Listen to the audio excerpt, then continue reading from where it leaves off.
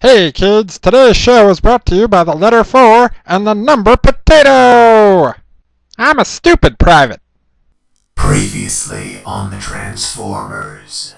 It's dark days for the Autobots. Even after the destruction of Project Predacon and the capture of Soundwave, it seems like defeat may be snatched from the jaws of victory. The momentarily comatose Decepticon Spy Master has overpowered Bulkhead and Smokescreen before moving in on Ratchet. Meanwhile, after an ill-fated mission to Antarctica, Optimus may have fallen to Predaking, and the rest of the team may have fallen into Shockwave's trap. Now for my Transformers Prime Persuasion review. The episode begins right where the last one left off, with Optimus in a crater and the rest of the team in a firefight. Optimus again proves that primes are some sort of a hybrid of cockroaches and hard water stains in that you just can't get rid of them. So Predaking figures he'll finish the business with his fists in bot form. But just as he's about to do what generations of Decepticons have failed to accomplish, Predaking has to pull Shockwave and the Atom Smasher out of an ambush misfire. From Xerxes of Persia to Megatron of Cybertron, will they never learn? With Shockwave in one claw and the Collider in the other, Predaking makes his escape. Meanwhile, Ratchet is in for the hardest timeshare sale ever. Help Megatron rebuild the Omega Lock and get Cybertron back maybe, or die. You know, I've always respected Decepticon negotiating techniques.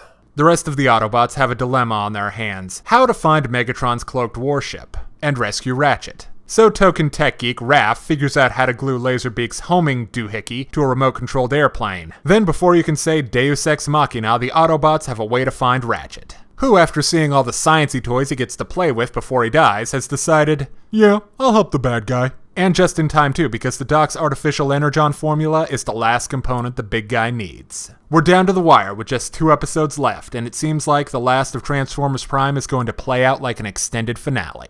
At least in episode structure, not having a traditional beginning, middle, or end, Persuasion really only accomplishes moving events toward their conclusion. Unfortunately, there's sort of a dumb subplot about Starscream blowing up Autobot headquarters. So Starscream gathers his armada of 5 guys. Truly they are legion.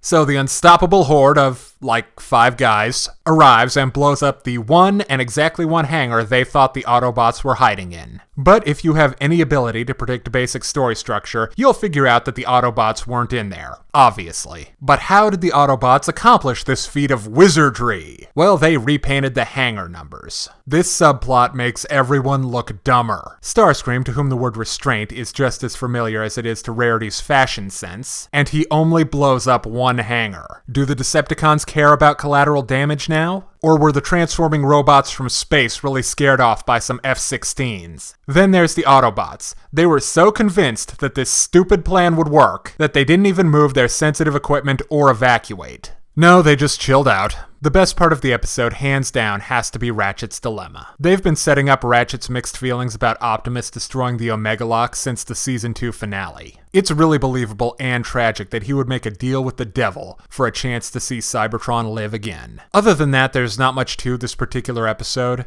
Predaking is still banging on about the superiority of Predacons, blah blah blah, to other Cybertronians, blah blah blah. We get it, dude. You're a bad.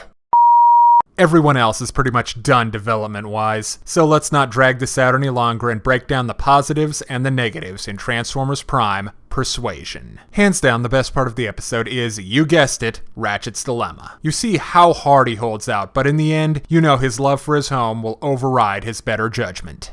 The brief but still cool fights of Ultra Magnus vs. Shockwave and Optimus vs. Predaking add a little spice of action to what's a pretty wordy episode. On the downside, episodic storytelling strikes again, and then there's that go-nowhere airstrike. I give Transformers Prime Persuasion 3 out of 5. Thanks for watching, I'm the Stupid Private.